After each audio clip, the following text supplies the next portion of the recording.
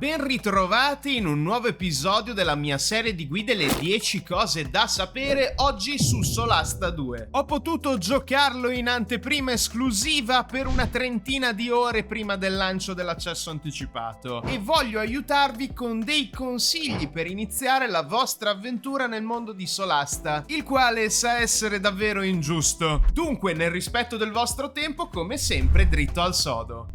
Quando inizierete una partita potrete scegliere fra due difficoltà, ma non finisce qui, perché una volta all'interno del gioco, passate alcune scene di narrazione, potrete premere il pulsante delle impostazioni. Andate subito a disattivare il sistema imperiale a favore di quello metrico. Salverà la vostra sanità mentale per le distanze. Se l'R-in-Jesus vi odia, attivate il dado karmico. Può controbilanciare i tiri sfortunati, è una delle varie opzioni che riguarda proprio i tiri di dado. Non è obbligatorio, però ve lo consiglio. E mi raccomando, decidete subito quale livello di difficoltà volete affrontare per quanto concerne il peso trasportabile. Potete anche completamente disattivare questa meccanica se non volete fare i facchini. Tempo del secondo consiglio, l'istinto del loot goblin, dell'arraffone. Il consiglio che vi do sempre: scartatelo per il momento. Se siete qui in una fase avanzata dell'accesso anticipato o al rilascio del gioco, ovviamente ignorate il consiglio di vendere qualsiasi cosa accumulata. Esatto, perché il crafting durante l'accesso anticipato di Solasta 2 non è ancora abilitato e troveremo tantissimi oggetti che, a maggior ragione, come vi dicevo prima, con il peso attivato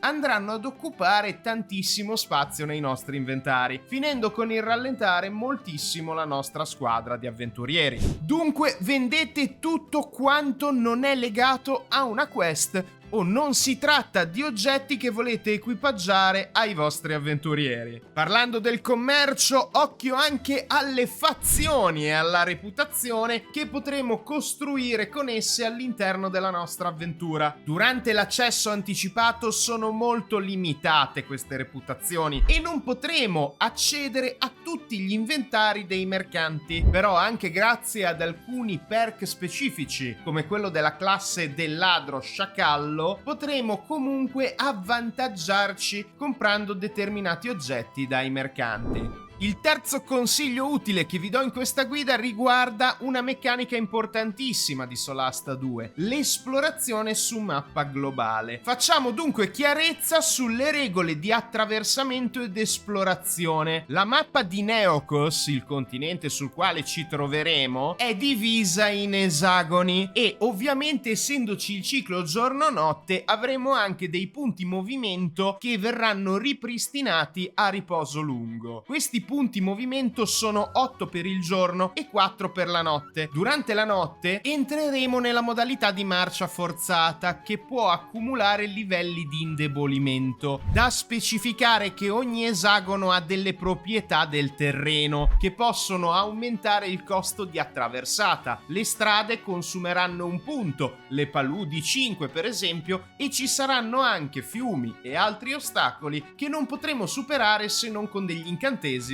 che per il momento non avremo a disposizione. Ci saranno un sacco di eventi anche a tempo durante la nostra esplorazione e il passaggio dei giorni è regolato dai nostri riposi lunghi, che consumeranno delle razioni, ma di questo ne parleremo più avanti. Per quanto concerne gli eventi casuali, saranno presenti proprio in mappa e delle volte addirittura non saranno nemmeno prevedibili, accadranno e basta. Durante l'accesso anticipato sulla mappa del mondo ci saranno pochi luoghi prestabiliti, quindi avremo molta libertà per girovagare in questa piccola area di Neokos, prendendo così confidenza con la meccanica della mappa del mondo.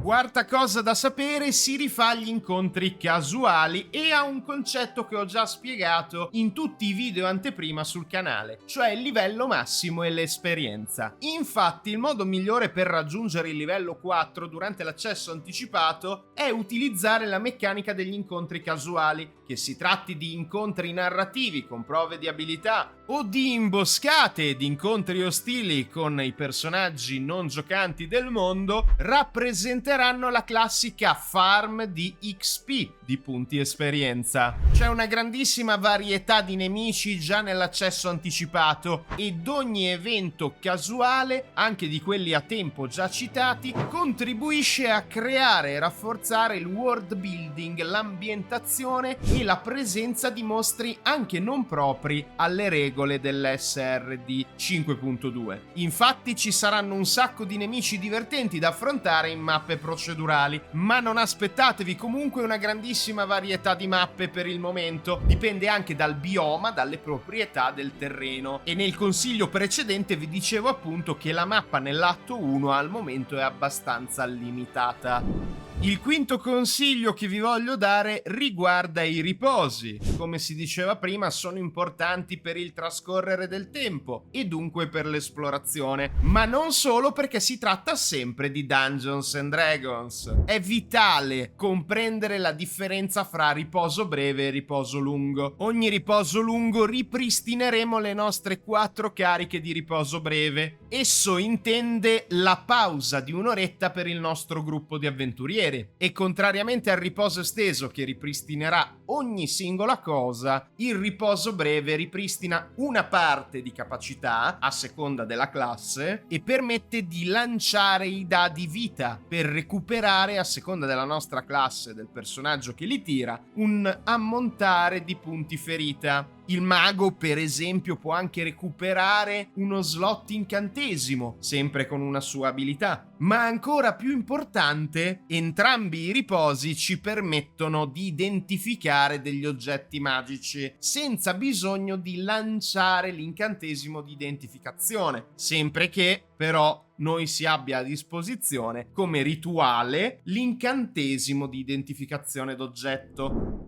Siamo già alla 6ª cosa da sapere, che si collega appunto agli oggetti magici. Parliamo infatti dei misteri dell'equipaggiamento, la gestione delle nostre schede personaggio. I nostri inventari infatti avranno diversi slot per tanti oggetti differenti. È di vitale importanza per gli incantatori mantenere un focus. I chierici avranno il focus divino, i maghi avranno il focus magico e la borsa dei componenti, perché alcuni incantesimi necessiteranno di oggetti che a maggior titolo in accesso anticipato non sono disponibili. Quindi sarà importantissimo avere la borsetta dei componenti equipaggiata. E non solo, perché potremmo equipaggiare anche una lanterna se non avremo oscurovisione o l'incantesimo luce, così come 3 oggetti consumabili, dalle pozioni fondamentali fino alle pergamene, che potranno essere lanciate a seconda del tipo di magia, se arcana o divina. Ma ancora più importante in realtà è il set di armi, che va ad aprire una serie di opzioni in combattimento per tutte le classi. Il 7 è un numero magico e infatti preparatevi a un consiglio che è un insieme da manuale e anche da buona parte dell'esperienza che ho come Dungeon Master e giocatore di Dungeons and Dragons e di giochi CRPG al computer. Tutto ciò che riguarda il combattimento. Prima di tutto si parlava dei set delle armi, ma lo sapevate che se cambiate l'equipaggiamento rimuovendo lo scudo e passando il turno perdete dei punti di classe armatura? E soprattutto, più importante, se avete un'arma a distanza non potete utilizzare attacchi d'opportunità. Come tenere d'occhio questa meccanica? È semplice: prima di passare il turno del vostro personaggio assicuratevi che il set di armi equipaggiate sia quello corretto, generalmente un'arma bianca ed uno scudo. Inoltre, sempre nel merito dell'interfaccia, che va sempre tenuta d'occhio, in basso a sinistra viene chiarificato subito qual è la classe e armatura del personaggio selezionato. Dunque, se siete nel dubbio, guardate quel numero, memorizzate quanto dovrebbe essere la CA e ricontrollate il set di armi. Pensavate che fosse finito qui? Oh no, assolutamente no. Su Solasta 2 abbiamo a disposizione l'azione preparata. Ve ne ho già parlato nel video anteprima, ma voglio essere chiaro e specifico. Non tutte le azioni e gli incantesimi possono essere preparati. Devono avere dei bersagli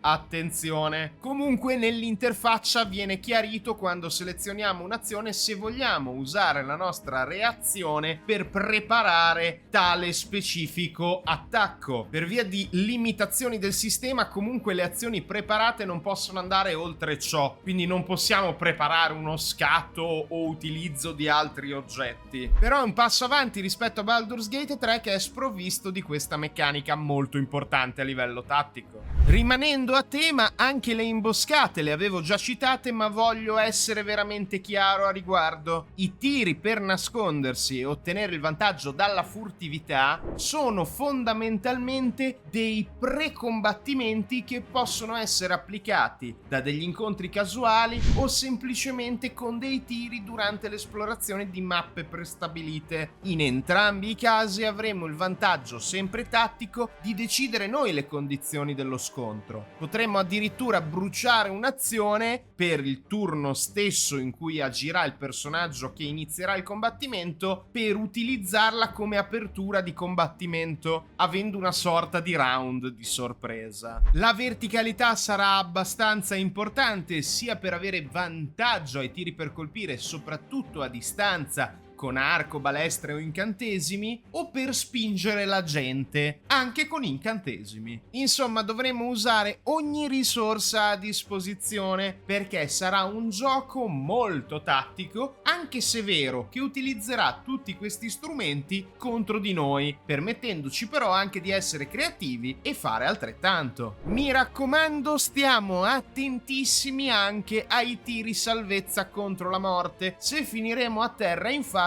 avremo 3 possibilità di successo per stabilizzarci a 0 punti ferita, oppure utilizzando alcuni trucchetti come salvare i morenti o con delle cure, anche delle parole guaritrici che ci potranno riportare direttamente in piedi, perché se saremo a terra ma recupereremo anche solo un punto ferita, la condizione di morente sarà terminata.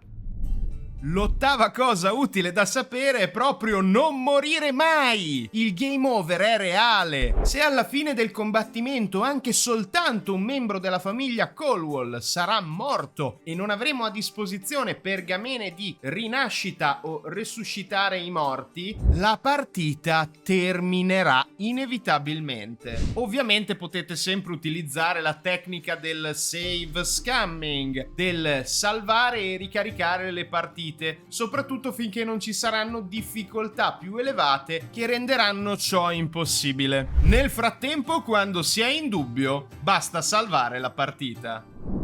Il nono consiglio di oggi è di utilizzare per bene i companion, i personaggi non giocanti che per un motivo o un altro, narrativo ovviamente, si uniranno ai 4 protagonisti della famiglia Colwall. Bisogna stare attenti ai bug e alle loro missioni in accesso anticipato. Non voglio nemmeno farvi troppi spoiler. Vi basti sapere che potremo avere a disposizione 3 companion. Essi avranno le loro abilità da utilizzare assolutamente in ogni combattimento, perché verranno ripristinate a seconda dei vari riposi che andremo ad effettuare. Se loro moriranno, non perderemo la partita. Potrebbero però chiudersi delle storie o aprirsi nuovi scenari narrativi, a seconda se sopravviveranno o meno. Attenzione, c'è un piccolo bug: al momento non recuperano sempre i punti ferita con i riposi, quindi ricordatevi sempre di curarli prima di effettuare un riposo, magari con un incantesimo, recuperando lo slot incantesimo una volta che voi avrete terminato tale riposo, perché appunto l'economia delle azioni è molto importante.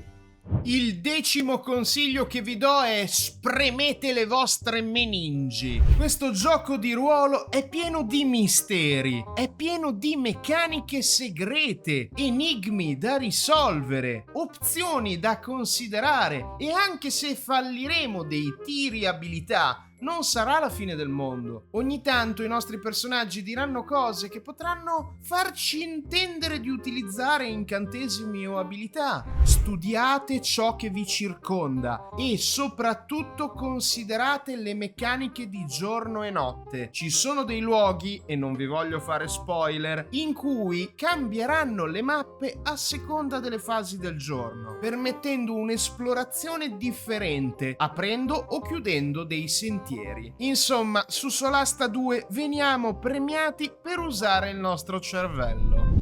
Pensavate che avessi finito e invece no, bravissimi voi che avete cliccato sul teschio del tiranno e siete ancora qui con me fino alla fine. C'ho un bonus per voi. All'interno del gioco sono presenti tutorial, potreste anche disattivarli ma non ve lo consiglio perché ci sono veramente tante informazioni che ci vengono dette oltre che mostrate e i tutorial, per quanto non ancora del tutto localizzati in lingua italiana, sono veramente omnicomprensivi, specie delle regole homebrew fatte in casa che esulano dall'SRD. Quindi premete ESC e controllateli ogni tanto, non disattivateli all'inizio dell'avventura. Avete appena iniziato il download? Siete nel menu principale o siete già a buon punto della vostra campagna? Fatemelo sapere qui nei commenti e non dimenticatevi di lasciare un like se è stata utile questa guida. Non posso che dire questo è quanto perché Tiranno Matto out e alla prossima avventurieri!